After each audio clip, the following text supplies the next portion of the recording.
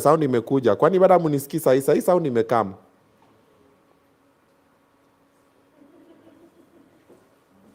Benson Njau, watch your language. We don't use that language on this show. Hiyo rudisha TikTok. Okay? Mambo ya matusi, rudisha TikTok. Hapa we believe that there are better ways to solving issues than insults. The reason why there was no sound is because we did not want it to be there. Okay? So when you start the show normally, tunazima sound kwanza, tuna vibe, alafu tunakisha sound, tunasalimia wase, alafu tunaanza kipindi. So kama wewe ni mgeni hapa, rudi Facebook, ama rudi TikTok. Sangina hata mshene tunapiga hapa pia ni mshene hatutaki fike huku, jikifika huko tena mambo inaharibika. Sasa hizo unajua madisi yao akikushika tena kidogo kidogo mambo so pia hatuwezi choma tu hivyo. Mambo ni live. Lakini mambo ni mingi.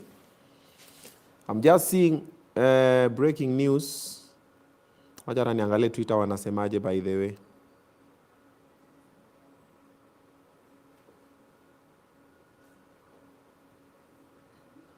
Niangalie Twitter wanasema namna gani.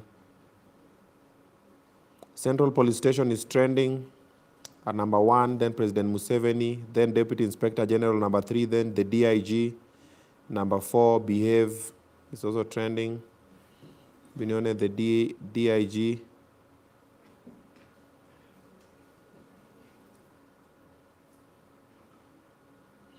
So the DIG Lagat steps aside.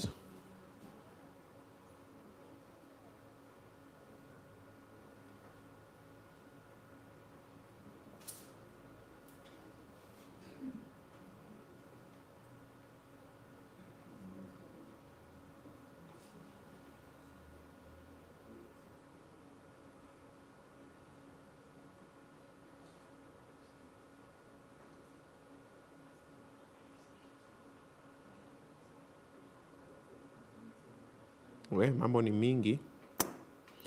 Online pale kwenye Twitter mambo imewaka pale.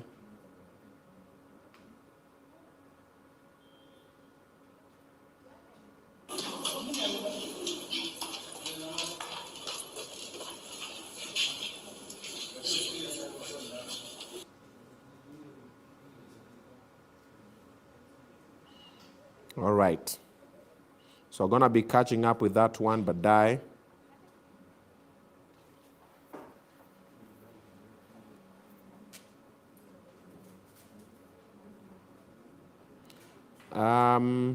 Katrina, nani amesema hata Mike Mondo?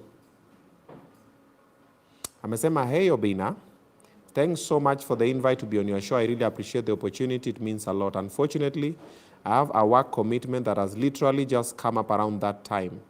So I won't be able to make it. I'm genuinely sorry to miss out. Pole sana bro, but I have to do this.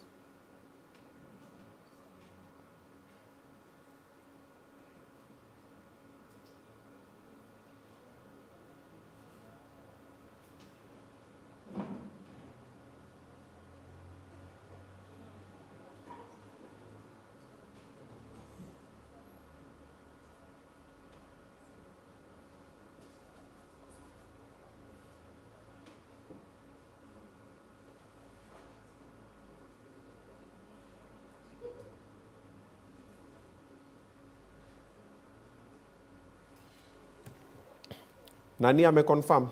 The other lady? Huh? Yeah. Oh, so Wininjega amepostpone na Mike Mondo. So who's next? Mama Youngblood. Oh, wow. Oh, that's interesting. Korir, unaweza taka tuku interview. we have space.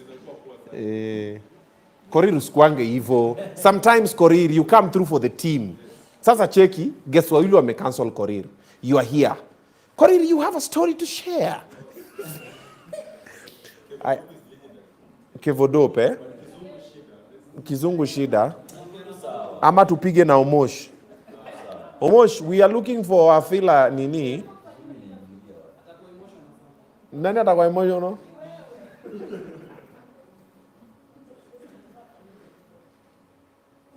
Omosh koro oking'yo gicha bwana. Oh, ipanga. Ah, good. Koro osebuago. Najaribu kuingiza Omosh boxer kuja tufanye interview. Jo? Ama honest. Ama Katrina. Guys, so you have the next 1 hour and I'm talking to the lady over here to figure out guest atakuja hapo before Mama Youngblood. You have an idea all of them together?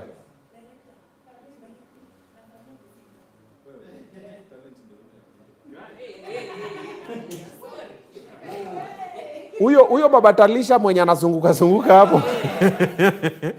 Baba Talisha anazunguka. Si akae hapa tupige story ya mtoto. Niliona kuna mtoto mpya. Baba Talisha na mimi unajua napelekana hivi. Baba Talisha kuna mtoto mpya, mimi kuna mtoto mpya. Tunapelekana hivi. Munez. Oh, by the way, tunaweza interview Munez. Very nice. Munez. Jitayarishe. Tengeneze ni poster teke mu mic Munez. Munez ako next guest after hii. Ama tuweke Singer Miles. Na internet mbona haifanyi? Mko sure inafanya hiyo side yenu? Ndio hapa kwangu kidogo mambo ni live. Mko sure?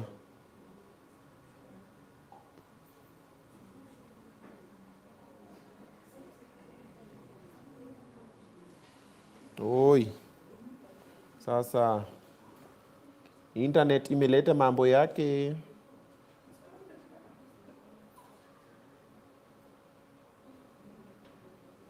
Nyafina yombo. Ile charge yetu leo haija nini?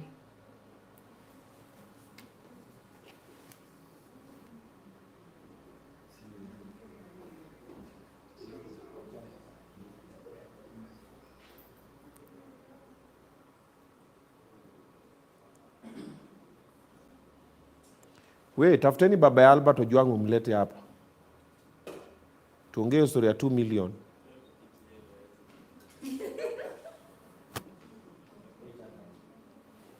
Ugoshwa ni nini?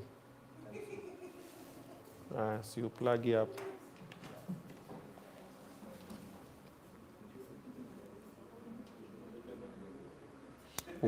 Somehow my internet is not working. I don't know why. So because I want to shout out a couple of people.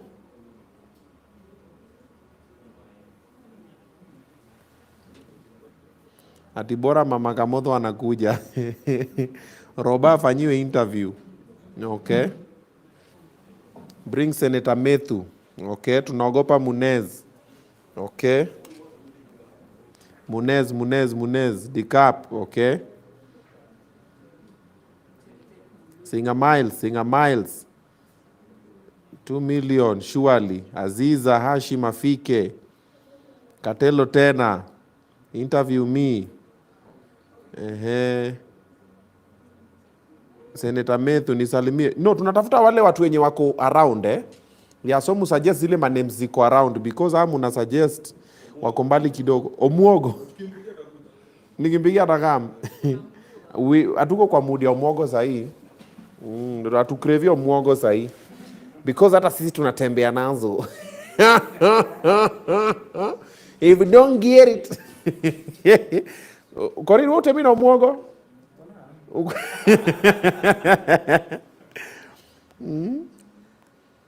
No, let's settle with Munez. By this year interview Munez, si ndio? Munez atupe story yake. Alienda hapa aje kufanyia Harmonize.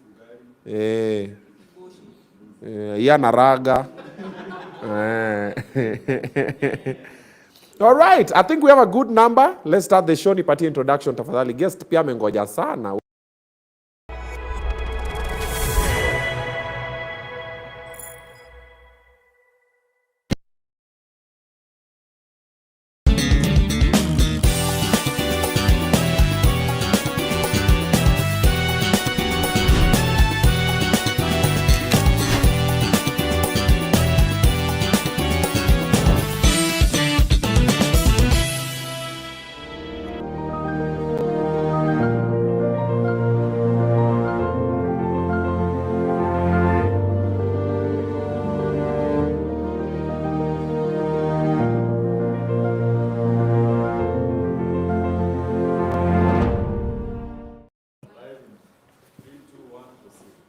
What's up, everybody? Oga Top is in the building. It's Monday, and it's time for Obinna Show Live. Thank you very much for streaming the live. You watched the previous one with my yo-yo, and we hope that you enjoyed, you got entertained, and also you get educated kidogo about content creation. So my yo-yo has a book on content creation, so you can get to do it like a pro. So slide in his DM. He's gonna hook you up with this book. It's only 500 bob, so you can learn the do's and don'ts. He also cleared the air about the issue between him and Wololo.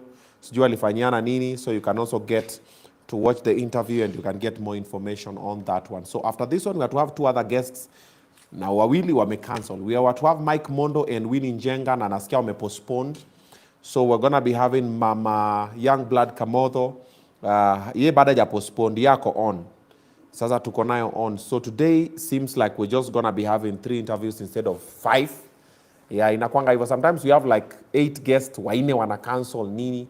Yeah, leo nilikuwa nafikiria mmoja ata cancel. Si wote, usi wawili man. We. But ni sawa. Tutakuwa na Munez. Munez amesema yes, you all know Munez akata interviews, unajua salary. Yeah, so we shall see. Kama ako kwa mood ni sawa. All right? Ni simu yangu tu nanipatia quality nataka ama ni ha? Kwenye yuko sawa? Dapa mana na preview yuko fiti. Unasema kwa control unit. Venye inaingia kwa YouTube ni tofauti na venye kwa control unit. Haya. Mambo ni live. Okay. Ati amesemaje? Oyo ni wow. We're getting personal, right? Is it my fault? Does I have a fault 6? Is it my fault? Ya unajua internet hii simu inatumia ni mingi kuliko hiyo. Ya ushaona ile Facebook Lite. Haiwezi ingia hapa. Hapa ni ile Facebook original. Sasa today we're going to be having Mama Youngblood Kamotho as well, because last time we had Kamotho and iko sawa hapa man. Yeah, and share the side of the story. So today we're going to be talking to his mom. So this is Obinna Show Live. We motivate and inspire, but above all, we aim to educate and we get to entertain you. All right, most definitely coming live from Samaki on Othaya Road. If you have never been here, you are missing out a whole lot, because the meals here, amazing. We just had pizza. Nimekula pizza ya guests. Nikamwambia sasa pizza nikitakunyima mtu. Maguests wakaniangalia hivi. Unajua anasema tumbo hainanga aibu. Uliza watoto wa orphans wanajuanga. Unatukanwanga lakini unalima tu. Wewe kwenda huko kichwa kama baba yako. Bora imeingia kwa tumbo na ume. Sasa mimi nimeambiwa lakini nayo nimenyorosha hiyo pizza hapo na walikuwa wamejihesabu. Unajua alikuwa haina alafu pizza ikakatwa hivi. Imepita now very fast. All right, so this particular conversation that we are about to have now is a little bit sensitive because it revolves around gender-based violence. Umeka ile disclaimer 18? Ya weka hiyo miaka 18, so watoto wadogo kidogo hii itabidi mumetuacha tumebaki na watu wakubwa. So if you know the child watching this one, this is the time to excuse them kidogo, because the videos that you might see are gonna be a little bit traumatic. About a week ago, we had there was a video that was doing rounds. And then the person who also brought it to my attention was Prince Chuck. Chuck, yuko wapi? Amemaikiwa? Yeah, so Chakade brought it to my attention. Chakade, come over here.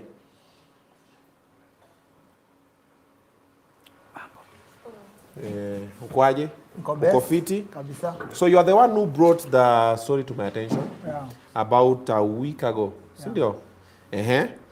How did you get to the story? Then how are you related to the lady in the story?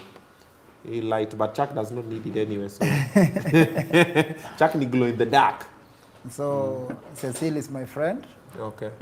We do club shows together sometimes. Okay. So the lady that was in the video is a small sister. Sio nilikuwa nashangaa amechange aje, nilikuwa huwa anakaa kupigwa kweli. Ndio mimi nimeangalia niko zile za kwani small sister ako wapi? Ako kwa huo bwana bado. Funny thing, nimemuuliza akaniambia ati huo small sister yake bado ako kwa huyo bwana. The videos that uliona, we have them, we're gonna play them. Yeah. So ako bado kwa huo bwana. Sasa sijui ni mapenzi ama ni ujinga. don't understand.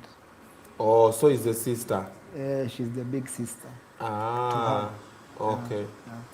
So the purpose of the interview was just to create sensitization around. She told me she's been sister trying, ama the sister she's been trying to find help and apati help yoyote. Akienda kwa polisi hawezi shika huyo jamaa, sijui huyo jamaa ni nani. So and then akasema anaweza taka kuja kwa show, ndio kama kuna mtu mwingine mwenye ako kwa hiyo situation ajue venye anaweza, ama mafans wanaweza mwambia kitu anaweza do sister yake ama yeye kwenye anaweza pata help. Yeah. Okay, sawa, asante. All right. Karibu sana. Unajua mimi nilikuwa nakuangalia, then I'm watching those videos, then I'm like, ai, kwani makeup inabadilishanga mtu fully? Kumbe si wewe. All right. The video, you have the videos? Hebu cheza ile video ya kwanza. Unichukue sinema ni normal. Unaona sinema tuko na video message kwanza. Ama nikutandike. You will never do that to me. You can never. Amefanyika nini? Nini mbaya? Amefanya usiku. Fanya usiku. Amefanya. Mimi nakutandika. Don't touch my phone. Unichukue sinema ni normal. Unaona sinema tuko na video message kwanza. Ama nikutandike. You will never do that to me. You can never. Amefanyika nini? Nini mbaya? Amefanya usiku. Fanya usiku. Amefanya. Mimi nakutandika. Don't touch my phone. Yeah. So I'm sure you saw that video somewhere online. And the aftermath is something like this. You have the other video? I will play it as well.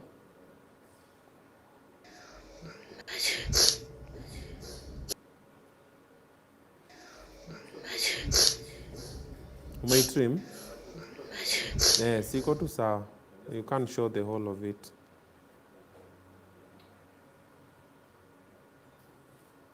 It's done. Yeah. So that is the situation we are dealing with. So you are Cecil. Your sister's name is? Dorcas. Oh wow, my sister's name is Dorcas. That's interesting. Wow. I saw this video, I was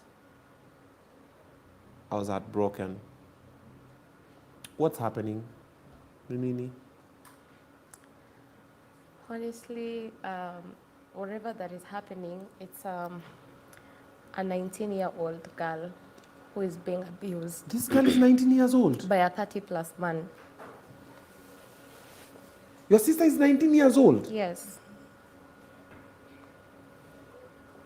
Aye. The man is 30 years old. 30-plus. Yeah? 37. Okay, walipatana wapi? Wamekuwa together for how long? Hii story ilianzia wapi? Because as we just saw the videos online, Yeah.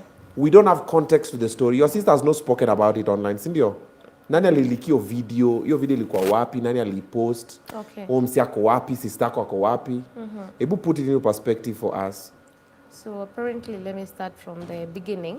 Okay. I have not been around. I've not been in Kenya for a while. Okay. So it came to my attention that my sister is dating this guy, Remy. And apparently I know this guy more than the way my sister knows this guy. Okay. So I have tried several times before to make my sister leave this guy, but I work. Because I remember there's a time I even called my dad at around 2 a.m. Kenyan time, nikiwa huko. Nikamwambia, my sister is calling me, she's sending me videos, amefungiwa mlango, sijui amechapwa, sijui anachukuliwa kisu. So my dad went, akampik, akampeleka home. So the agreement was, Dorcas, don't go back to that man. But she went back. So when I knew she went back there, I called her, I told her, Dorcas, we've spoken about this and we had an agreement. Akasema, yes. Nikamwambia, okay, if you've decided to stay with this man, you're an adult. It's all on you. Don't like call me with all those drama and all that stuff. You know? So on Thursday, date 5, actually, I received a call from Joyce, anafanya kwa human rights. Akaniambia, is Dorcas your sister? Yeah. So what do you know about your sister yenye may happen lately? Nikamwambia mimi, sister yangu alinipigia juzi, akaniambia amepata accident, nikipigiwa na msee wa job, manager wake, niseme ni ukweli alipata accident. So Joyce ndiye hata alinifunga macho akaniambia, no, tumekuwa tukitafuta family member for the longest time. Dorcas that day was bleeding. Actually, last week nimeshinda kwa police station Mihango. The witness mwenye unasikia akisema you cannot do anything to me on that video, she was there explaining everything. There is a witness statement explaining everything that was happening that night. And Obinna, let me tell you, I cried. Because mkono imetwistiwa, damu iko kila mahali, she's naked, wako kwa rooftop. Despite the neighbors kuko hapo, jamaa bado anaruka, anaekelea msichana teke hapa.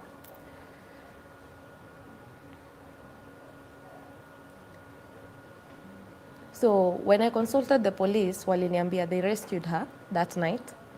Na venye walifika kwa hiyo flat hiyo siku, walipata jamaa ametoroka.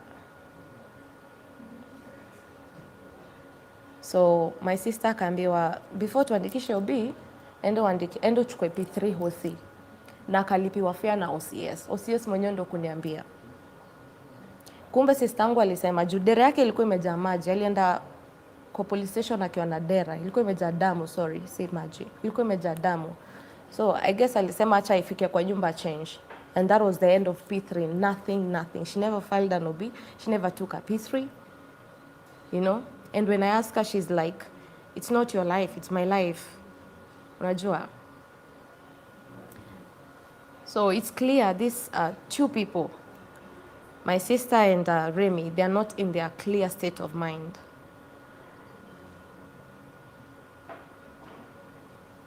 These people are addicts and they need help. Juu wakiendelea kuishi pamoja hivyo watawana. And my worry is to receive a call tomorrow niambiwe sister yako amepass na ameuliwa. They are addicts. They are addicts. I would say that. I'm 100% sure. I don't know, but I know they're drug addicts. I know. It's not about even alcohol. It's about bad substances. And at the moment, sister yangu ameingia kwa hii relationship, she's actually someone different, very different. And I know very well that this guy has influenced my sister to the point of she's an addict.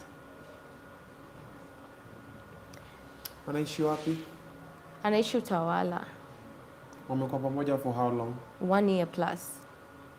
So they started when your sister was 18? Yes. Wanaishi pamoja? Yes. What does the guy do? Nothing. My sister feeds him. Sorry to say so. And he's still beating her? Yes. Okay. In case you're wondering what we're talking about, this is the video. The video, you have the video? Play the video, man. Play the video. This is what we're talking about. This is the sister in question, Dorcas. Play the video.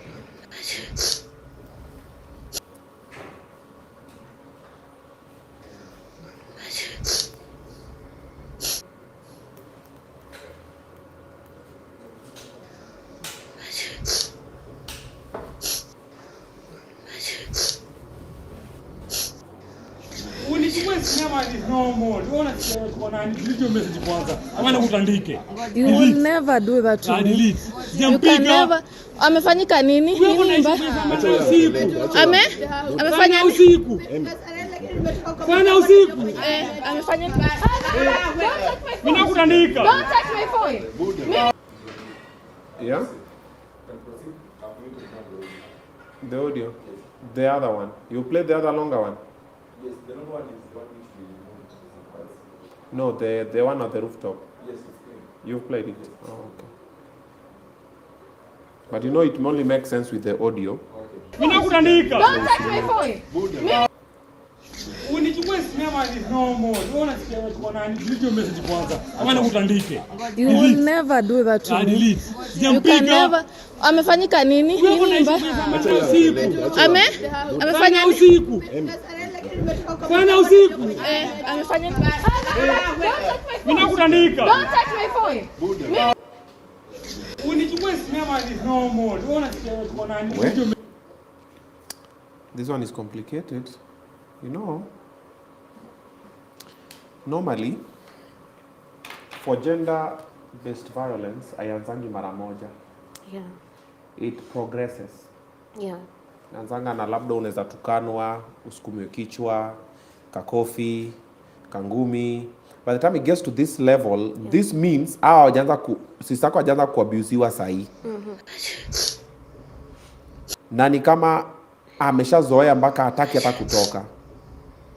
Because if your dad went for her before na akamtoa na akampeleka home tena akarudi,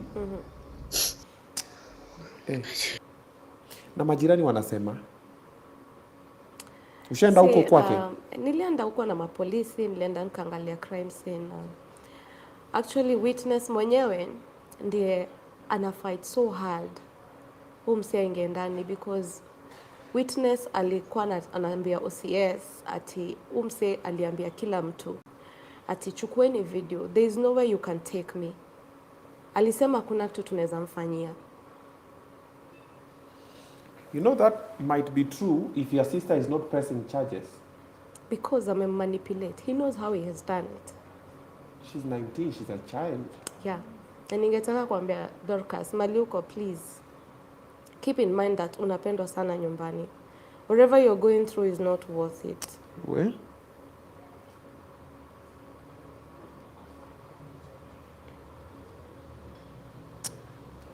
wow. Osiasa amempea fare, aenda chukue P3. But now surely mtu ameumizwa hivyo then mnamwacha anaenda peke yake. That was my first question to them. Ati wewe enda tu alafu chukua alafu rudi. Na amejua kienda kwa nyumba atapata huo morio. Exactly. So even the cops were to fail hapo. Has it ever gotten this serious before? Ama this is the first time inakuwa this serious? The last time it was not this serious actually. Last time tu ni ile threat ya kuonyeshana kisu. Nani alikuwa anaonyesha nani kisu? Kijana anaonyesha sister kisu. Hata sister ndo kuniambia. So how do these fights start? Wakiwa intoxicated ama? I don't have an idea, Obinna.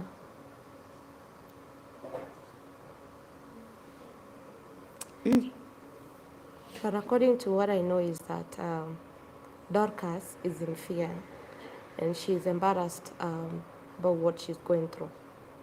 Actually, her biggest concern after hizo videos zimetrend, her biggest concern was kwa nini una post hizo video? Kwa nini una... Who posted the videos? I do have a friend, alikuwa amekuja police station hiyo siku, and I was crying so hard. So akaniambia acha nikusaidie, if the cops cannot help, I know a friend. So akashare hiyo video, ikakuwa shared. We?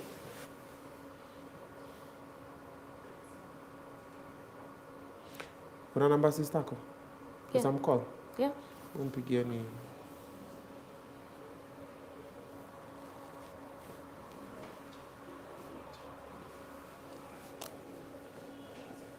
Nikupatie namba yake ama nimcall? Mcall.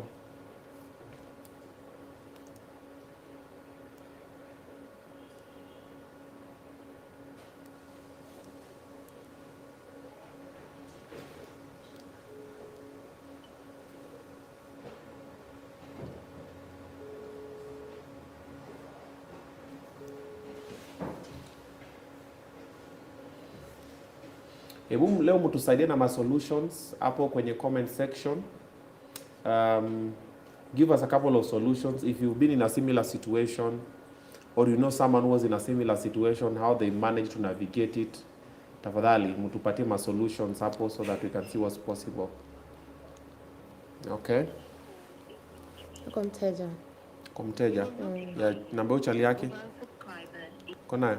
Niko nao lakini I can't call him from my phone. Why? We are not in good terms. I don't talk to Mimi ndo him. naongea naye. Sawa.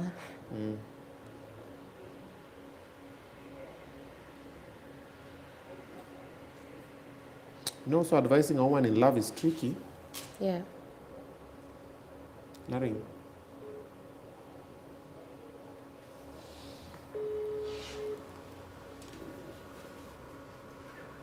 Tupige Remi. Hello? Hello, niaje? Hello? Dorcas? Yes. Mambo? Poa. Uko home? Niende. Niko fiti. Mimi naitwa Oga Obinna. Nilikuwa nataka kuongea na Remi. Uko hapo? Hebu nibonge naye. Nani? Remi, mambo? Poa, nani? Mimi naitwa Oga Obinna. Obinna. Yeah. Kujibu na kazi. Niaje. Niko fiti. Nilikuwa na watch tu video yako saa hizi. Umechoma buda. Najua nimechoma lakini ilikuwa kitambo, sio saa hii. Kitambo ni how long ago? Hii story ni ya kitambo tu. Like how many months ago? Ni ya kitambo, that is what I can say, ni ya kitambo. Okay. Yeah, So- Dorcas mwenyewe tukaamua, but so hiyo ni story ya kitambo. Oh. So saa hizi ulikuwa unasema? Tumejaribu kuongea na wasee wa post. But wasikii wanaona kitu happen sahi, hadi kuna neighbor aliwaambia lakini wasikii, waget. Yeah. Na pia Dorcas yako sasa, tumeshinda na Dorcas, wanasema sijui tumeenda OC tukaepa, hakuna kitu kile ilifanyika, unaona? So ni vitu moja watu wameongea, sisi tukasema zinatutrack back. Hatuwezi accept hiyo kwa sisi kwa story yetu. Na ni kitu happen kitambo. Okay. Sisi tumesema tu hata tunaongea hiyo atafanya nini sasa? Okay. Na ni kitu yenye hadi Dorcas mwenyewe ana accept, akasema what happened. Yeah. Akatumaji bidhaa na ni kitambo alituma last week. Yeah. Tunaona kitu alituma last week vile, na bado hadi wale bado na trend. Sasa tuendelee naye anapushia kitu, but sisi tuko pamoja na tuko poa. Dorcas ako na miaka ngapi? Sasa unajua hiyo unajua sasa hii ni kama interview. Oh. Hautaki interview? Yeah? Remi? Hello?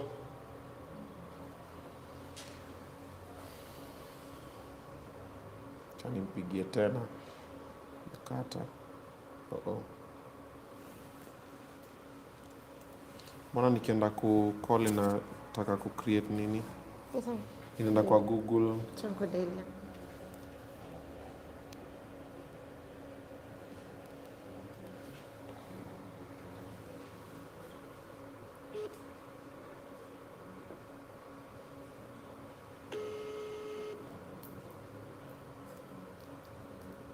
Remi?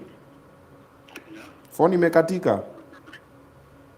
Ndio nimekata. Kwa nini jo? Si bado ulikuwa na bonga? Kwa simu message ongea hapa. Huwezi ongea kwa simu?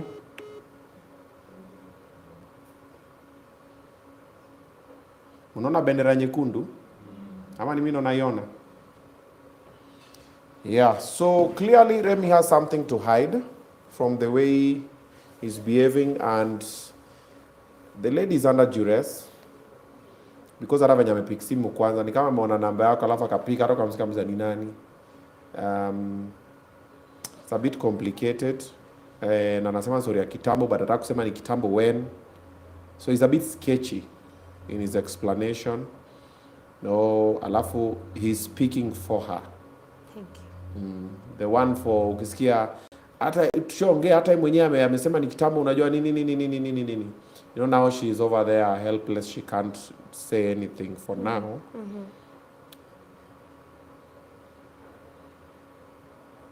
We mmebonga na wazee wa human rights, Yes. wanasemaje? Obi lazima. Na Obi ndio haijaandikwa because your sister is not Exactly. there. Na mkiona kwa nyumba sister hataki ku press charges. Yes. How long ago was this violence? This violence happened on 4th of June. 4th of June? Yes. Ni juzi? Juzi. Hiyo ndio story ya kitambo? Last week. Last week ndio ilikuwa 4th, ama? Yeah, that was my birthday's week. Yeah. So hiyo na amesema ni story ya kitambo? Yes. And actually, hii video ilikuwa imepostiwa NGC actually. But ili bringiwa down because kijana alidirect sis akacall NGC. Akasema hiyo ni fetish. Nimetuma screenshot ya hizo video, hizo injuries, especially also. So kijana aliambia msichana aseme ni fetish. The second statement sister alipatiana ni eti alisema nilicheat and I deserved kuchapwa venye nilichapwa. Hizi statements niambia Obinna zina sound kama za mtu mwenye ameumizwa kweli kweli. Hiyo siku hata kukaa chini angekaa, hata kutembea. Alikuwa anabebwa. Alikuwa hali mahututi. Blood was all over. I've seen the video that you sent us. Hata nimemwambia the video asichezeo video yote. Nimemwambia aikate, nimemwambia akate tu pali ya face. So she sent us a video of the sister full body naked with injuries everywhere. Nimemwambia the video play your video so at least we can also protect her. Yeah. Hey, but hiyo fetish gani? It's not fetish. Hizi ni words za kijana. So hiyo video ili bring you down apparently.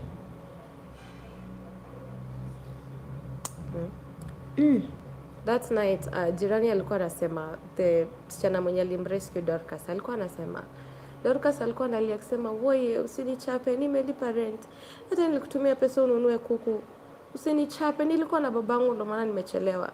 So I'm like nini msichana amefanya hivi hadi unamchapa hivyo to that point, and what kind of a person are you as a man? Because clearly Dorcas is a kid. Amekuja Nairobi juzi. She's clearly a kid. Even if she's under the influence of substances, someone is making decisions for her. Because even the other day, before I went to the police station, I texted Dorcas. I do have the text. I asked Dorcas, kamuliza, hi Dorcas, nataka kuja kwako ni kuone. That time Dorcas hakuwa najua hiyo story because she lied to me. Her response was, unaweza kuja lakini usikuja kwa nyumba. Tunaweza patana place nyingine tuongee. Meaning she was willing to talk. So I asked her, mbona utaki nikuje kwa nyumba? Akaniambia, si unajua tu wewe na Remi amsikizanangi, Remi atakuchapa. Or he's violent even to you? He's violent to everyone. He's violent to everybody? To everyone. For the longest time I've known him is a guy that is not mentally stable. Osios mwenyewe ndo kaniambia, ukijana ni member kwa hiyo cell. Na every time ameshikwa Dorcas ni wanaenda kumtoa. Na hiyo siku yenye alikuwa ameshikwa, kesi imesolviwa, lakini kijana aliamua kutusi OCS. He's violent everywhere he goes. Ni Mihango? Yes, Mihango police station.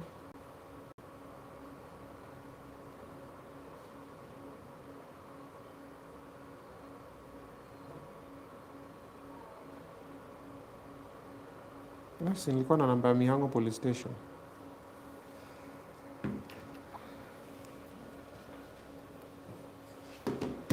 I had a phone number for Mihango police station for the OCS. That's interesting. OCS.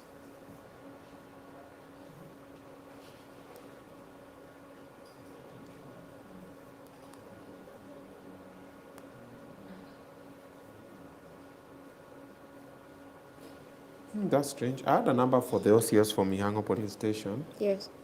How come, Sina? You have it? Yeah, I'm looking for it.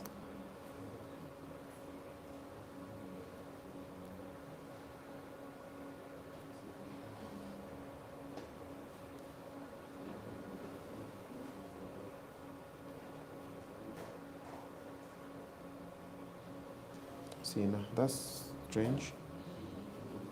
Kuna time mtu wangu alishikwanga huko, tukienda huko kumtoa, an employee of mine. Yeah. I used to have a wine and spirit huko Utawala. Okay. Unasikia amembeba na pombe. Navinga huko unapata amekalia crate ya Jameson. Yeah. Man. It is very sad. The current what's because you know it starts like that then unapigiwa tu simu siku moja unaambiwa ni aje Halipass. yes and then now there's nothing now you can do from that point. That is what happens. Unaanzanga tu hivyo muna cheki mko zile okay you know and your sister is a child one. Two, I think she's being manipulated and blackmailed and threatened and abused. We all agree, if you look at the video, we all agree she needs help. We just don't know, personally, I just don't know which form of help. Because that has a lot of help. First, the rescuing, then therapy. Because unapatanga una rescue mse kama huyo tena kidogo, anarudi tu huko. Obinna, mimi nilikuwa naona this guy akapata tu as in ashikwe tu and then sasa tuache tukideal na msichana, it's better because mimi ukaa chini kila siku naamka kila asubuhi naangalia zile video and I'm like this guy is still free. So he was right, there's nothing the government can do to this guy because it's clear in the video that alikuwa na assault msichana na kuna witness statement. Like seriously hakuna kitu inaweza fanyiwa honestly umse ashikwe because he does not deserve to be free at all. I'll talk to Babu. Siendo MP wa hiyo area. Talk to Babu Obinna. We see. Okay. Yeah. In the meantime, kwenye comment section, hebu mtusaidie na mawazo. Let's bring our minds together. Let's see what will be the best point of action to go around this.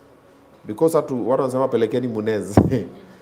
Tunaweza peleka Munez lakini tena hiyo sasa tena kwa kesi nyingine because Munez akaenda na pige ule mse tena. Now it's an assault charge again. Sasa Obinna TV studio nini. So it's not as easy as it looks. But if the lady herself is also not pressing charges, then it complicates everything because inakani kama outsiders wanataka kumharibia ndoa yake. And I kid you not, there's a lot of men at this moment and a lot of women at this moment who are in similar abusive, physical abusive relationships and they cannot live for one reason or another. There's a lot, even some are watching this show na amekaa tu chini na ngoja tu, amejua tu huyo fala ataingia tu kwa nyuma na mpige kofi. Na hakuna kitu anaweza fanya because of one reason or another. Hawa hata wana mtoto pamoja, so I will not even say ni story ya mtoi. They're not married. And they are cohabiting. But there's a reason why hataki kupress charges na bado amekwama hapo. Okay? Yeah. Emmanuel Oduori anasema the witness can take OB if sisi yake hataki na report a crime. Okay, that's possible. The witness can take an OB. So you can take, ule witness anaweza chukua OB. Hassan Mohamed Abdi, Obinna, I think the best way right now is to take the girl to a psychologist so as she gets help psychologically. Maybe she's suffering mentally, at least if atasaidika. Liz Mudeu, let that girl get out. My mom went through that. It's now 24 years, but she nurses internal injuries. Ray Baraza, the lady should be forced out of that marriage before she dies. It's also a risk because that guy can even attack the family of that girl and cause harm. That is very true as well. Because unapata, for example, like right now, I'm sure they're going to see this video. Hata watatumiwa.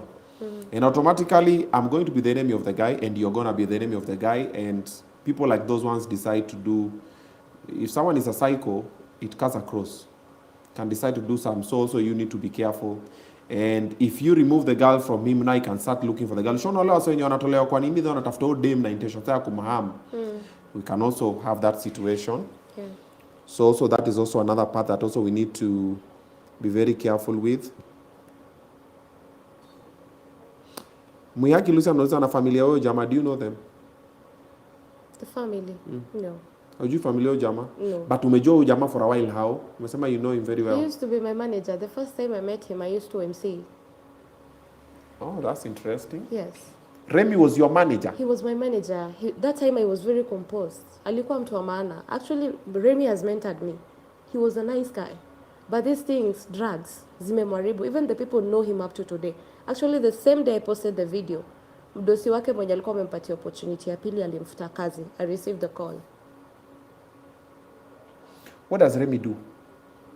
He used to be a manager, but currently he's jobless. He's been jobless for a while. Hata hiyo job yenye alikuwa amefutwa, I was told alikuwa amepewa juzi. Alikuwa na manage brands? No, clubs. Ni manager wa club? Yes. Amemanage Tunnel, amemanage Sebuleni. Yeah.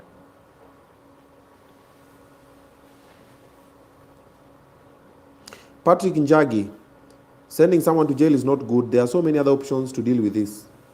Patrick Njagi, like which one? Patrick Njagi ni upato wetu.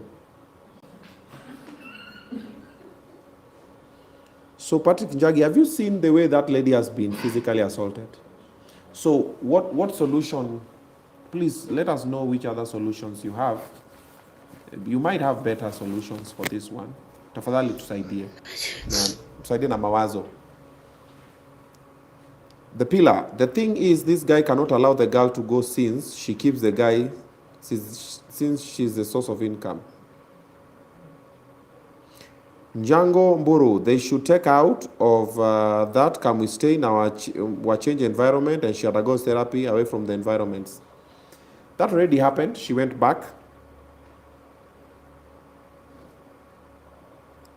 Take Dorcas back home and to therapy. Should be given restrictions that love Akuna. You know, I'm reading some of your comments and I'm realizing how, sorry to use this word, but it's the reality of what is. It might be harsh to some of you, but it is what it is. Some of us are very shallow. Okay? We refuse to think. It's not illegal to think, you know that, eh? You know, if you think, I would shikwa na DCI when you think. So sometimes even before you type anything on the digital place, just think around it and go like, okay. So when you read some of the comments here, you're like, kwani, uoja kukisikia interview toka tuanze. Na msingine anasema solution ni, huh? Let's not be shallow, okay? Sikia, mwingine anasema, ladies, na wakumbusha mjipende. Ati Obinna tumroge.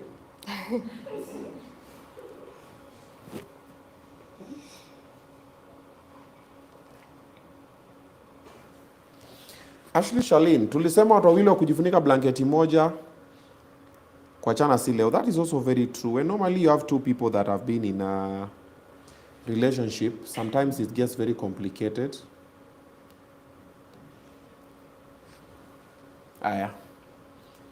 Kenyan Movies Update is saying, but Obinna, on the side of the man, the way the sister is talking is like she has personal issues with the guy. I'm not supporting GBV. So apparently you have issues with Remy? I don't have issues with Remy. But we don't like each other since he started abusing my sister. Hapo ndipo vurugu ilianzana, because when I was abroad, I called and I was speaking to the guy and I was like, Remy, you're my friend. Why would you do this to my sister? You know, I was tough on him.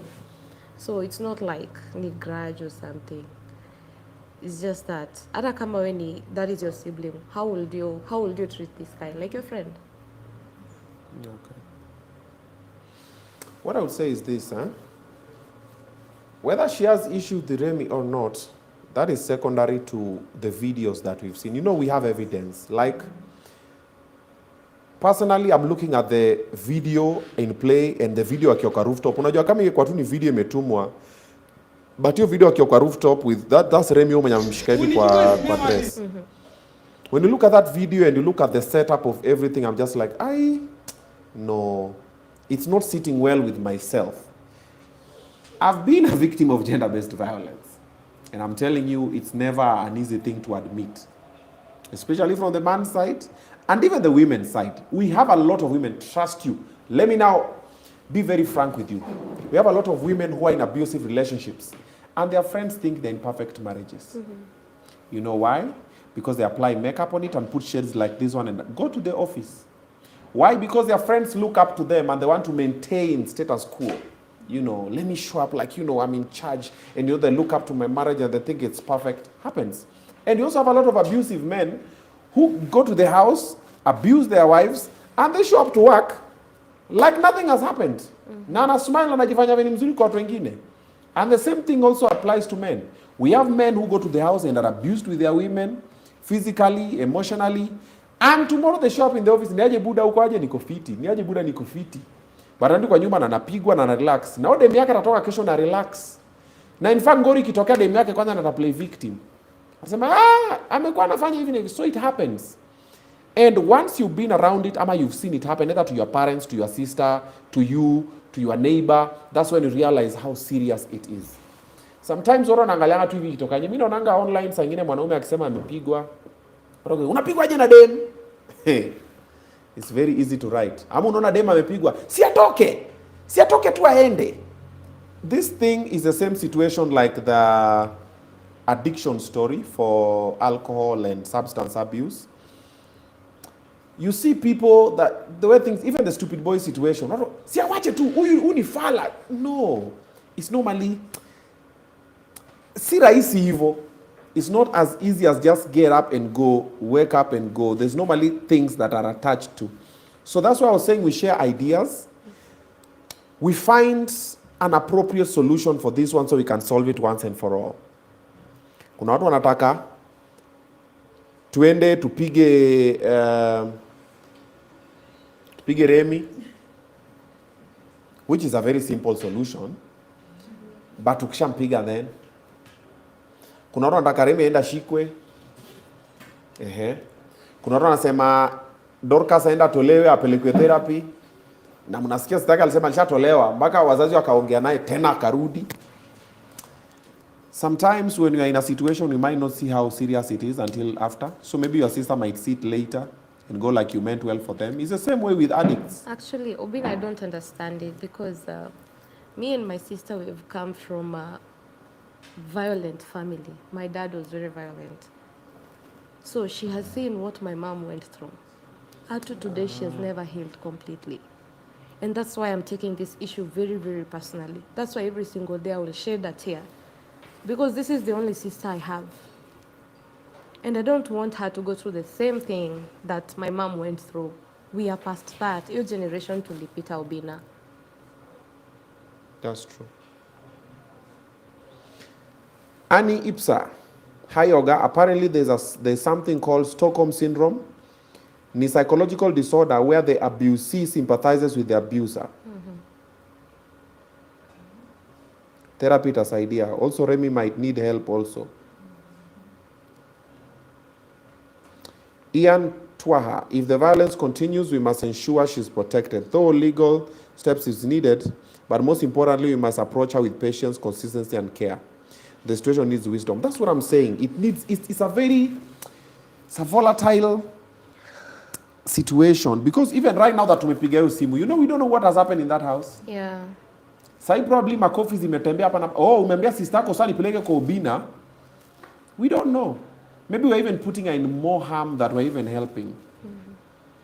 So hapo kidogo tumeshindwa na mawazo. But it's a matter that we need to follow up.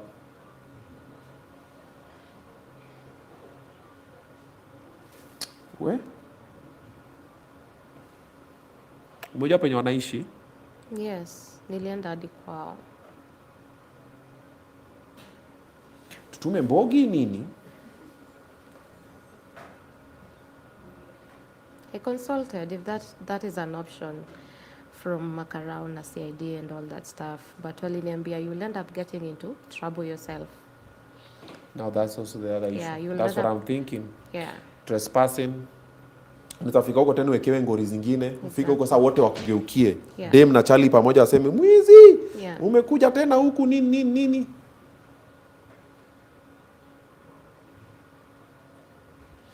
Oh, guys are suggesting something interesting. Mike Sonko. he might actually be helpful. Last born anasema something very interesting. Forcefully getting her out might be challenging. Change can only be done by Dorcas herself. If she's not ready to leave him yet, then none of the strategies will work. I actually agree with him. You know, you might even go today and remove him, na tumlete kwako. Then in the next 1 week to tena amerudi tu huko. Because bada amekram namba yo boy amekram namba yake, boy amejua chenye anamwambianga, whatever she likes from the guy, whatever she gets from the guy, whatever manipulation tactic he uses to woo her, ama to confuse her. Yeah. But I was asking, what if these two people wafanyiwe drug test, and then if it is Remy, aikwe kwa rehab yenye inakaa rehab jela, and Dorcas kama ni rehab, watu warudi sober kwanza, and then we see what they're saying, you know. You want to take Remy to a rehab? No. You really believe physical violence, someone who's an abusive, someone who's physically abusive needs to go to rehab? You know, abusers don't start overnight. You know, mtu haizi amuka tu kesho na like chali yako kama akupigangi tu kesho amuke na kuwekele tu kofi. An abuser is an abuser. Na wanaanzanga polepole mpaka wanazoea. Bro, by the time upige dem mpaka akae hivyo venye amekaa kama mwizi. Unajua vile wenyewe wanapigwa? Upige mse akae hivyo sura ifure. Yaani unapiga na bado unaendelea, alafu ile nimeona huku hizo makat zote, and you still look at them and you keep hitting them. That person is not normal. That is not pap, oops, oh sorry babe, oh pole maze nini, it'll never. No, that is pap, nini, kata, fanya nini, all that blood and everything. Hata vanya mshika pale kwa rooftop is not something that just happens accidentally. So huyo atumchukue umpeleke rehab. Now that means you're taking another responsibility that's not yours. Your responsibility is your sister. Then you're taking another man who's 30 years. You don't teach an old dog new tricks. And you said he's a man who was working in clubs. So this violence, clearly we know it's where it's coming from. Personally, I'm not a professional in this sector. I'm just a victim as majority of you. And that is why I always talk about mental health awareness. And I try to walk away from trouble. Mi nikionanga hivi noma, I try my best. Natoka mbio. That's why I don't even like matusi. Mi naonanga tu mzame nitukana, I'm like, hatuwezi pelekana na wewe. If you can't argue with facts, unakana matusi, you are an abuser. You are not a normal human being. Ile kitu tu kidogo umeshaingiza matusi ndani, inashow penye intellect yako imefika. People who get aggressive, kitu kidogo amesharusha kofi, amerusha kakitu. So mi wanaondokea. So in this matter, I'm not a professional in this matter, and I will not be the perfect person to advise on the next order of events. However, from what we are picking up from these people, oh wow, this is interesting. Obinna, this is when you call the lawyers Waile Operation Red Lipstick. Yes. We hosted some ladies here less than a month ago. Okay. They have an initiative known as Red Lipstick. It revolves around this matter. Okay? We'll link you up. Roba is here. Roba will link us up with the number of the lady. Actually, that would be the best point. So you meet them tomorrow. They advise on what's going to happen. In fact, they're the ones who are going to help us go through around this. Because now they have better ways to handle it. And if that is not working, then now we can bring Babu Owino and Mike Sonko on it, so that we find a lasting solution for her. Because trust you me not, if this is what happened on 4th June and the way they are talking about it at Nikitambo, it might happen again and we might lose someone that we don't need to lose. Yeah. Okay? Yeah. And for everybody else who is in an abusive relationship, start thinking of exit strategy. It's not gonna be easy. It's never easy. But the sooner you leave, the better for you. Unajua kuna mademu wanabelieve wasipopiga wapendwi. You know that, eh? Kuna mademu anasema chali yako kama kupigi au ya kupendi. Na pia kuna tu demu mwenye kama hajasumbua chali yake pia ana feel hajapenda chali. Lazima mraffle kidogo, amtukane afanye nini? Tunakuanga hivyo. Sisi tumezoeana hivyo. Lazima nimtukane kidogo ndio ajue nampenda. Tunakuanga hivyo. Wako huku ghetto mambo ni most. Lazima kofi kidogo umepita nini whatever. Nimetumia namba.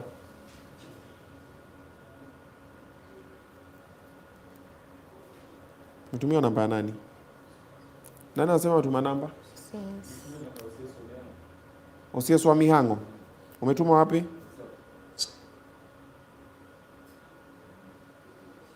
Unajua nashangaa mbona ingi kume nimezima data. Sasa tumeanza kuzima data kwani maisha imetuweka wapi huko? Kume ilikuwa ina charge. I'm like, hey, ametuma wapi?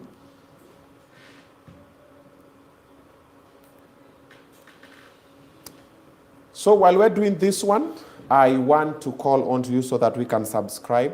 So you can subscribe tafadhali. Kama unafuata hii story na unatusaidia na advice hapo kwenye comment section. All the 2,000 of us who are watching this one, tafadhali, let us subscribe, okay? Hit the subscribe button. Iko tu hapa chini. See, let's do it together, si ndio? All right, if you know you are against gender-based violence, click hapo. Haya, twende kazi ndio hiyo. Haya, finya subscribe hapo. Asante sana. So ni Mwendo ama ni Masai? Masai ndio CS.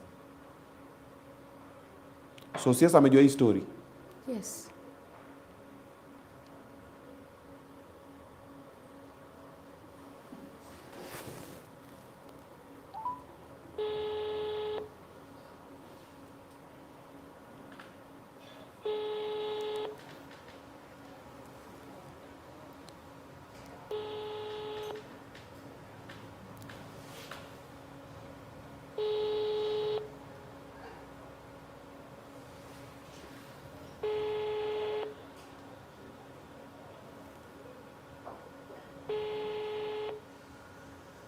Akubizi anashika doria.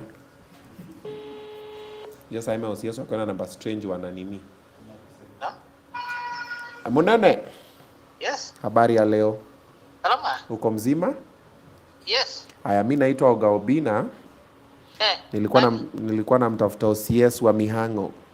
Yes sir. Ni wewe? Hapana. Mimi naitwa Oga. Okay. Yes. Oh, unaweza kuwa na namba ya OCS wa Mihango? Itaweza kuwa naye. Umeniambia ni nani? Oga Obinna.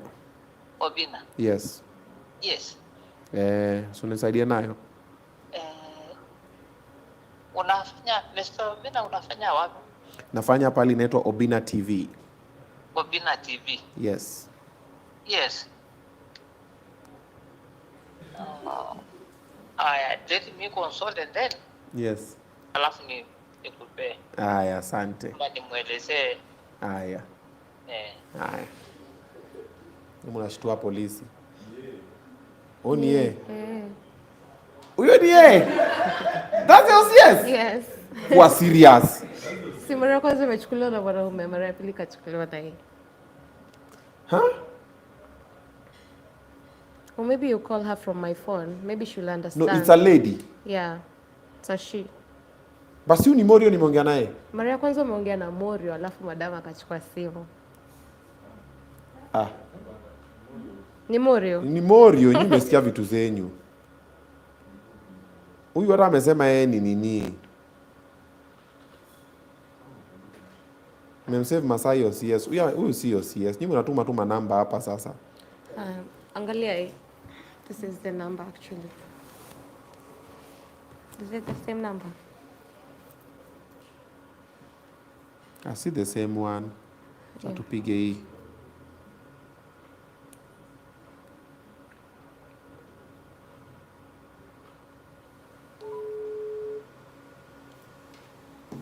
And Pauline. Yes. Hello? Hello, madam. How are you? I'm fine, thank you. And you? I'm very fine. My name is Oga Obinna. Oga Obinna. Yes, uko aje? Niko fiti. Kazi iko aje? Kazi iko sawa. I'm your greatest fan. Asante sana. Watoto umeweka vizuri, wamekuwa wakubwa. Wamegrow sana.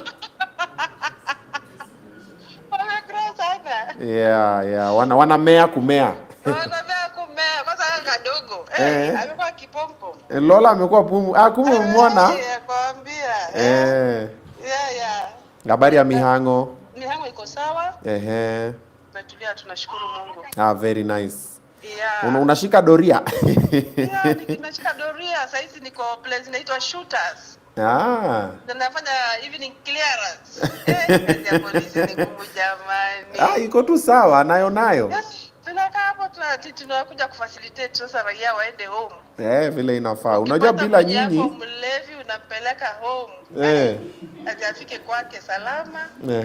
Unarudi tena. Bila nyinyi unajua Kenya, you know people never see the role of police until you need police. Sure. That's when you realize they actually play a very important role. Sure. Yeah, so the reason why I'm calling you, yes. Kuna huu msichana mwenye alikuwa anabusiwa na boyfriend yake anaitwa Dorcas. Dorcas, yes. You know the story? I know the story. There is another girl. Yeah. Ambaye anasema she is a humanitarian. Okay. Anaitwa somebody Emily. Okay. She was actually trying to follow your case because yeye ndiye alimrescue. Yeah. Pale kwa ile apartment wako. She's actually a neighbor to Dorcas. Okay. So she witnessed everything. Yeah. Hadi yeye ndiye alimfungulia nyumba yake, akaingia, akampa leso, akajifunika. Oh yeah. Hizo vitu zote. Yeah. Then there is her sister that stays, I think, in Thailand. Yeah. Sister to Dorcas now. Yeah, anaitwa Cecil. Aliona hiyo story ikitrend kwa social media, then apparently she came to Kenya. Kajaribu kutafuta sister yake. Yeah. But sijui alikuwa lazima simu ama ni simu ya sister yake achukui. She doesn't want to meet with the sister. Yeah, akimwambia ati uwanga upendi boyfriend yangu, so itabidi tupatane na wewe mahali pengine, si kwangu. So the sister came, nikamsikiza, nikamwambia sasa unajua you are not the one complaining. Yeah. The one complaining is your sister. Na sister yako hajai kuja kureport hiyo mata kwa police station. Okay. Yeye tu aliumizwa na boyfriend wake. Despite watu kumu-advise aende seek medical attention na aende report kwa polisi, she has never stepped to the police station. Yeah. So as we don't have any report ya Dorcas. So the sister, the mwenye ameumizwa mwenye haja report chochote. Yeye mwenye haja report chochote. But you saw the videos? I saw the videos. Man, start breaking. Alafu, yeah. So like the sister was worried, sister yangu ni kama she's under house arrest. Nikamwambia no. Your sister works at some club hapa tu kwetu inaitwa Beats and Bubbles. Yeah. Anakuanga mixologist. Okay. Nikamwambia let me call the manager of your club tuulize status ya sister yako as in her condition. I called the manager. Yeah. The manager told me the girl alipona, alirudi back to the club. Akaenda akafanya kazi yake kama kawaida for 2 days. That was on a Friday and a Saturday. But unfortunately akanambia ilibidi tukamsimamisha kazi because we realized that she was overcharging the customers. Unaona sasa? Yeah. So she was fine. Okay. Nikamwambia sasa sisi we cannot do much tukiwa polisi because we don't force people to come and make reports. Okay. We wait for them to come and make reports so that we can investigate. Okay. Then tushike perpetrators na kuwapeleka koti. Okay. But hawa hawataki kujikomini kama familia. Hawa wanataka kukaa kando, waachie polisi wafanye kazi, which is a bit hard for us. Okay. Then yule humanitarian sasa si alirudi. Yeah. Si Dorcas na bwana wake walienda kumtafuta kwa nyumba. Wakamtusi yao yote. Oh wow. Fortunately alikuwa ndani ya nyumba na amefunga na padlock ndani. So hawakujua kama either ako ndani ama ako nje. But they wanted, I think walikuwa wanataka kuprovoke atoke wamuumize tu, yani wampige. The man is violent, eh? He is violent. So hiyo ndio ile story yenye iko kwa ground. Okay. Yeah. So what we try and see what goes where. Yeah. Ndawatembelea huko tupige story some more. Karibu sana. Asante. Yeah. Wewe endelea na kazi poa. All right. Asante. Enjoy your evening. There goes the OCS. Msema anaitwa Pauline. Yes, Pauline. Mihango. Wow. So habari ndio hiyo. Hii nini inanikula kichwa? Wewe unaonaje? Umesikia story? Me, I just came to create awareness. Sijui Kenya inaweza fanyiwa ndio hii situation isolviwe, and that's my biggest worry. And I'm actually angry that hakuna kitu Remi anaweza fanyiwa. Yeah. Yeah, even people in the comment section are saying until huyo dem amue mwenyewe. Queen Esther anasema kimeumana, that is true. Lea hii shakuwa ngumu, that is true. A little bit complicated. Lilian Jelemba, that is true, I agree with you. Ati Madam Ozias ni fanwa zabe.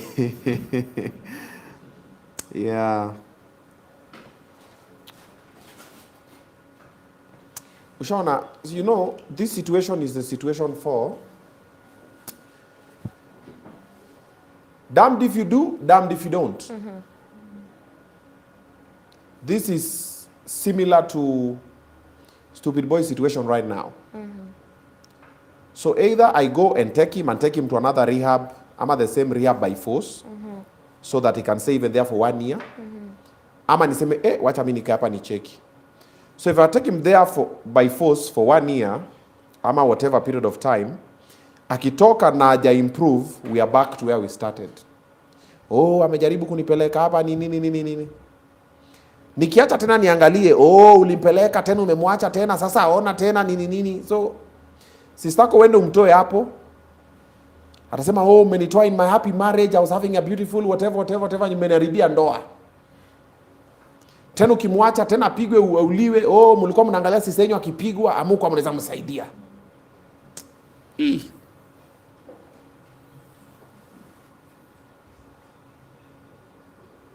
Korir, any great ideas? Imekuwa ngumu. Kevo? Decision is from the girl side. Pato? Weka mkate chini. No.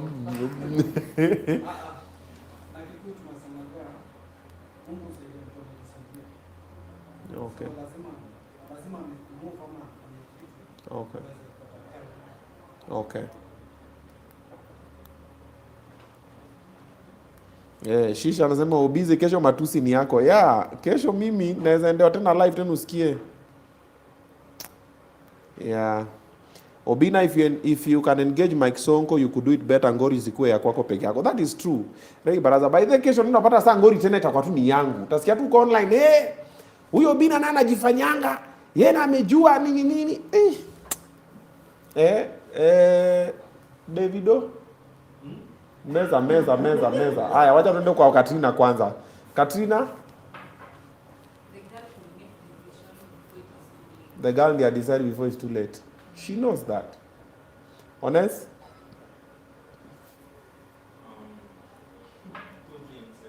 Yeah. Who makes the move? The girl should make a move. The second one is where the force moves are still on there. Like someone from the outside. Where? Nesa ameingia kwa physics. Nasema a force moves a still object. Ameta sister yako still object. Na akatuita force. So may the force be with her. Davido? Tusipomtoka nyumba ataulio huko. I've also seen the signs. I've seen the signs.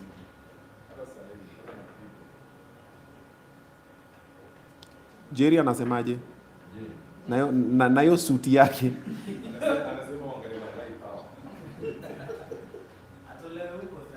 Atole huko sahi. Atole huko na nani? Familia yake ndio hii, wamekuja kutafuta usaidizi hapa.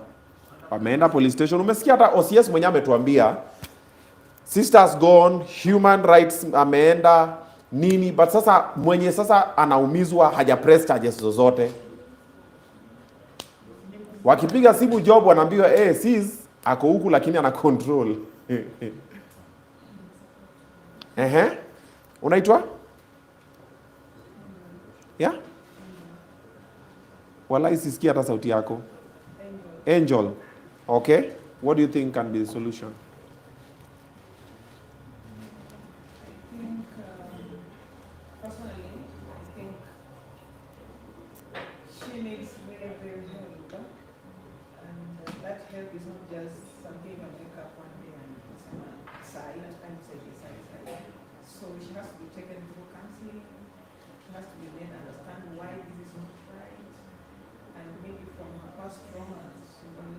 Heal from that and just now get in a healthy relationship. Because honestly, it will feel like this is the norm. Okay.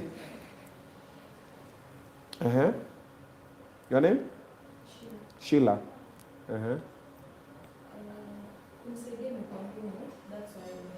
Msaidie imekuwa ngumu, that's why you're here. Or you are a close friend? Yeah, I'm a close friend to Amma. Okay. Mzito? Ama tufanye venye kofi yako imeandikwa. This.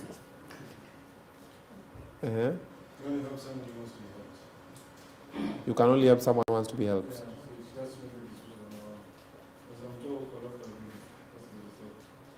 Yeah. Unajua kuna watu wengine pia wenye unasaidianga wenye hata wataki kusaidika, alafu wana realize baadaye walikuwa wanataka kusaidika. So the only problem inakuanga now to find the place. You see, kuna msee anaweza kampia anataka kusaidika then ana yeah. And you can be willing to help. Kumbe msee naye amekamkupass time. Na pia kuna ule zaenda na kupea hataki kusaidika. You know, have you thought maybe your sister pia hataki hiyo help? Sister yako alikwambia anataka help. She doesn't want the help. She's fighting everybody who is trying to help. So the sister is fighting everybody who's trying to help her. Everyone is trying to help. That's why we are here, because she can't report, the authorities cannot do anything. Come hivi nini? Come hapa. Sasa tutazima hii kamera hapa. You can't hear what you are saying. Hawawezi sikia, mimi nakusikiza. Ama tukupe mic hapo. Which one do you prefer? Hata ukishout doesn't change anything. Come to hapa for 1 minute. Come hapa for 1 minute. You'll pick my mic will pick the nini. Just sit here. Okay. Nasema? I'm saying, yeah. Dorcas, okay. Because she's trying to fight her sister, okay. Trying to help her. Because the last time she called her and she even has voice notes akimtusi Dorcas. Anatusi sister yake? Yes, the first time that the videos came out, she said that her sister was exposing them and she was not taking it in a good way. So kumsaidia ni ngumu sababu haiwezi report the boyfriend and pia hataki help. That's why she came. So when wanasema msichana ndio chukue first step, haiwezi chukua first step. She's not seeing it that she's being abused. We? Haya, asante. Pamela, that's your hairstyle right there. Endelea kukuja hapa na nywele yako umeweka hapo vile unataka. Umeona hiyo fade? Hebu chanua Pamela We? Okay, hii ni complicated. Yaani mpaka wewe alishakukota pia. Na hata hujatuambia pia umeokotwa ukapewa zako.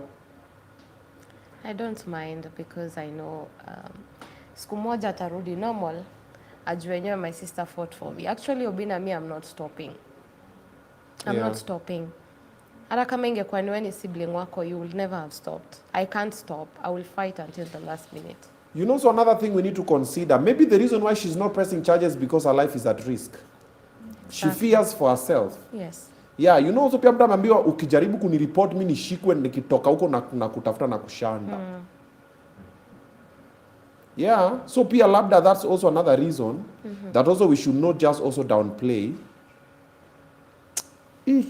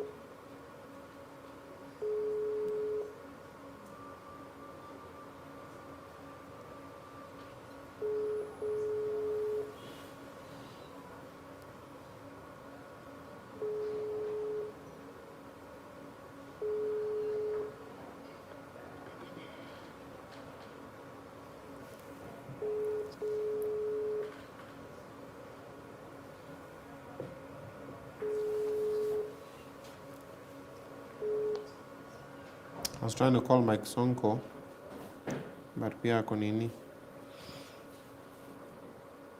Ako user busy. What is your dad saying about it? Because you said your dad was also an abuser. Babako pia abused mamako through your whole childhood. Yes. So he's also not the most appropriate person that we should call now. Actually, before I took the step of going to the cops, I spoke to him. Okay. And the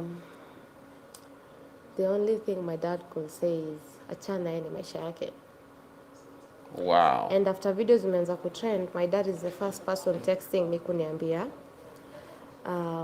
achana life ya sister yako, acha kumwaibisha, sijui nini. So I was like, I'm a parent, unajua, or you're a parent Obinna. Unaweza kubali msichana wako achapo hivyo. And then you're like saying that same thing. It's because mtoto wangu hivyo. Yeah, it's because my dad ana reason na ile tutabadilishana majumba ya serikali. Kienda mochari mimi naenda gerezani. Yep.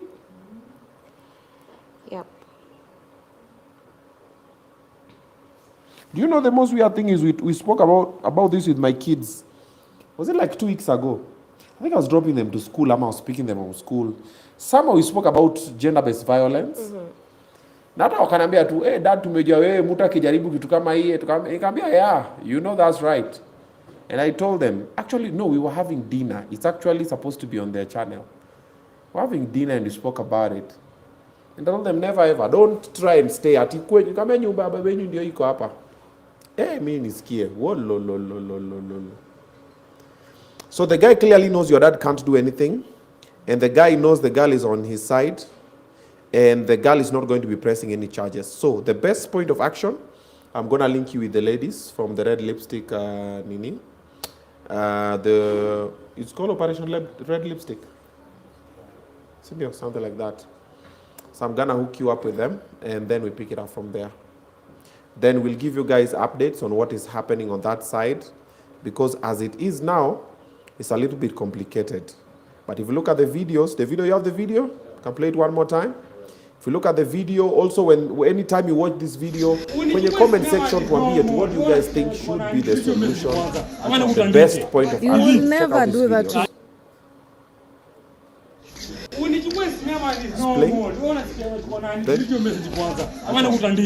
You will never do that to me. You can never. Amefanyika nini? Nini mbaya? Amefanya usiku. Fanya usiku. Amefanya. Mimi nakutandika. Don't touch my phone. Unichukue sinema ni normal. Unaona sikia kwa nani? Video message kwanza. Ama nakutandike.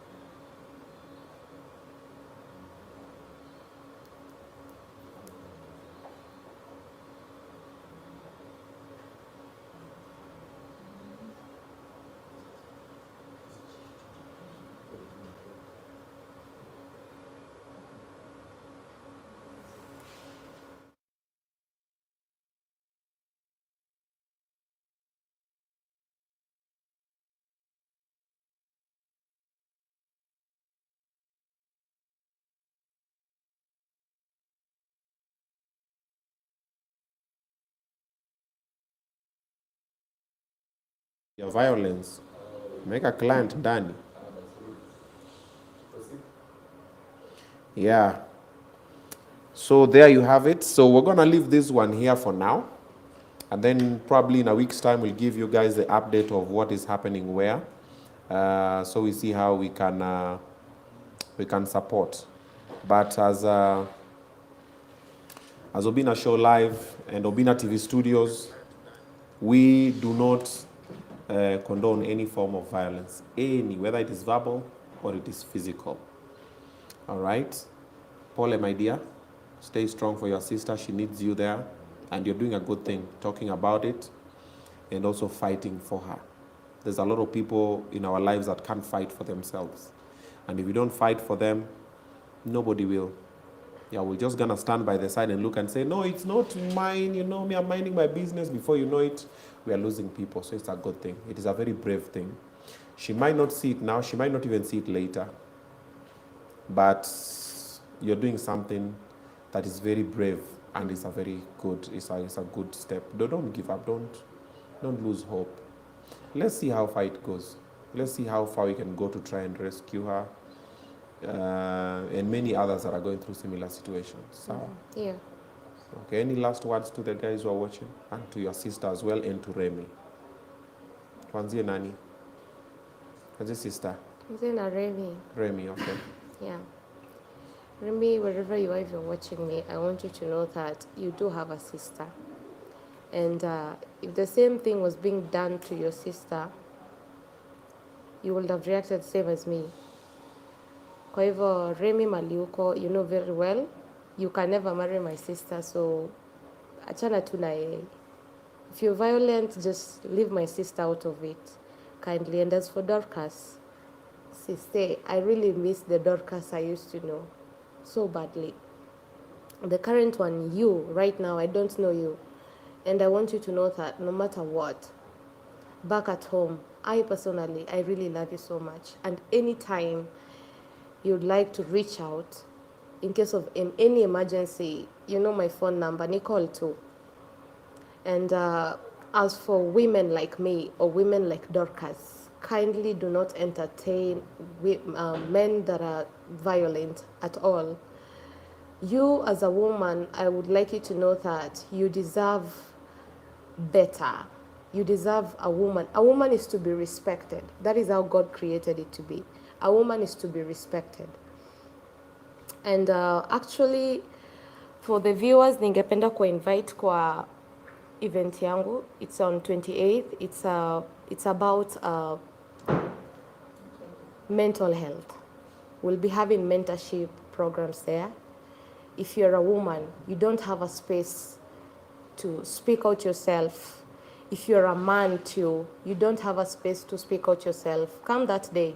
Tutakuwa na mentorship programs, tutakuwa na talk shows. Yeah. Thank you all. Okay. So we're gonna see you guys in a short while with the next guest. We're trying to figure out who's that gonna be, because the other two were postponed. So we're trying to see if tunaweza songeza mama young blood mapema pia tuongejee hiyo story. Leo conversation hizi mbili zimekuwa kidogo we. Let's see how it goes, okay? Keep showing support on the comment section below. Tusaidiane kimawazo, all right?